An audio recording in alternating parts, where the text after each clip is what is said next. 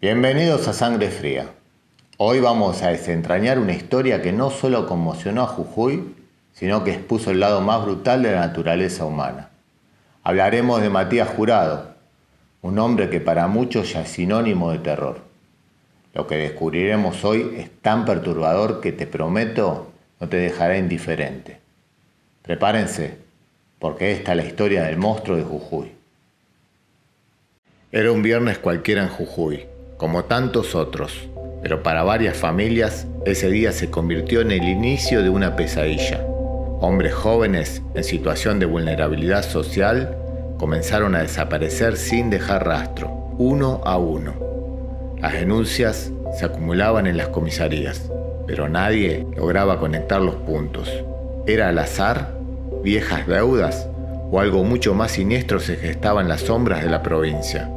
La angustia crecía, y con ella la terrible sospecha de que un chacal caminaba entre ellos. Los investigadores estaban contra el reloj. Los datos eran escasos, pero un patrón sutil al principio empezó a emerger. Todos los hombres desaparecidos compartían características similares. Eran vulnerables, solían frecuentar ciertos puntos de la ciudad y llamativamente la mayoría había sido vista por última vez un viernes. La pieza clave llegó de la forma más inesperada. Un taxista había llevado a la que fuese la última persona en desaparecer a la casa del depredador. No era una casa cualquiera, era la casa de Matías Jurado, un hombre de 37 años con antecedentes menores, que vivía en el barrio Alto Comedero. ¿Podría ser él la conexión? La policía comenzó a atar cabos. Las cámaras de seguridad, los registros de llamadas, el boca en boca en el barrio. Cada indicio apuntaba de forma escalofriante hacia Jurado. La presión aumentaba, y lo que estaban a punto de descubrir cambiaría para siempre la percepción de la maldad en Jujuy. Con una orden de allanamiento en mano, los detectives irrumpieron en la vivienda de Matías Jurado. Lo que encontraron allí superó las peores pesadillas. La casa, que para el mundo exterior parecía una más, ocultaba un secreto aterrador. Restos humanos y sangre por todos lados. El olor a muerte impregnaba cada rincón. No era un crimen ni dos. Las evidencias apuntaban a una serie de atrocidades nunca vistas. Las paredes de la casa se habían convertido en testigos mudos de una barbarie inimaginable, un verdadero laboratorio del horror. Los investigadores, curtidos en 1000 batallas, no podían creer lo que veían. Los restos meticulosamente desmembrados revelaban una frialdad y una metodología que aterrorizaron a los peritos. La macabra verdad comenzaba a emerger. No estaban frente a un crimen pasional o un ajuste de cuentas. Estaban frente a un asesino serial.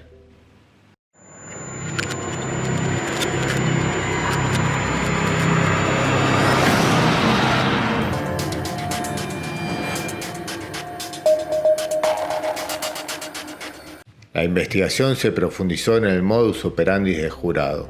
Se cree que su método era siempre el mismo. Los viernes elegía a sus víctimas. Hombres vulnerables, a menudo con problemas de adicciones o en situación de calle, a quienes engañaba con alguna promesa o quizás una simple invitación a su hogar. Una vez allí, el horror se desataba. Las pericias indicaron que las víctimas eran asesinadas y luego desmembradas con una frialdad calculada. El terror no terminaba con la muerte.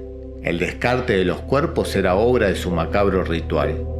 Gran parte eran enterrados en el patio de su casa y el resto era arrojado a un río cercano. Los investigadores creen que son al menos 5 las víctimas, pero el número podría ser mucho mayor. Un familiar de Jurado, quien también vivía en la casa, se convirtió en una pieza fundamental.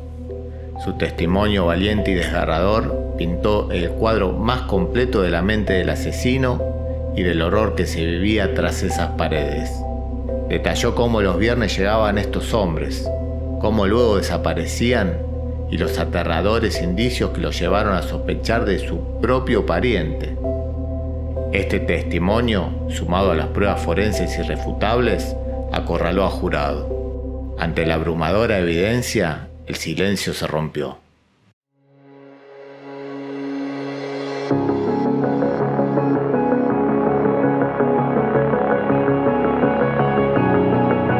Nosotros, la verdad, digo, no se metíamos con él y yo que veo gente que lo tenían miedo a él. Nosotros no le dábamos importancia, menos que nada teníamos ni idea de lo que pasaba ahí. Él siempre salía así de la noche, de las 3 de la mañana en adelante, 4, 5, hasta las 6, hasta las 7. Salía de la esquina, hasta ahí, y de ahí agarraba con el machete, empezaba a hacer así, hablaba solo, decía que a mí nadie me hace nada porque yo tengo el machete y lo voy a machetear. Decía. No le daba ni importancia, porque si usted le daba importancia, capaz que pasaba algo. Con una frialdad increíble, confesó lo que había hecho, declaración que confirmó lo que los investigadores ya sospechaban. El chacal tenía un nombre y un rostro. El caso de Matías Jurado sigue en desarrollo, buscando esclarecer cada detalle y determinar la condena que merece por sus actos. Matías Jurado no habría matado por venganza, dinero o un ajuste de cuentas. La brutalidad de los hechos y el descuartizamiento de los cuerpos apuntan a una mente que encontraba un goce sádico en el sufrimiento y el control sobre otras personas. Este caso no solo reveló la existencia de un depredador, sino que también puso en evidencia la vulnerabilidad de ciertos sectores de la sociedad. La frialdad de su confesión y la brutalidad de sus actos nos deja perplejos. ¿Qué lleva a una persona a convertirse en algo así? El caso de Matías Jurado es una herida abierta en la sociedad jujeña argentina.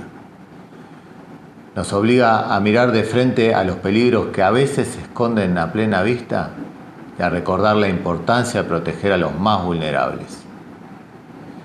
La justicia ahora tiene la palabra. Si te gustan estas historias, no olvides suscribirte y darle un me gusta a nuestro canal. Nos vemos en el próximo episodio. Hasta la próxima.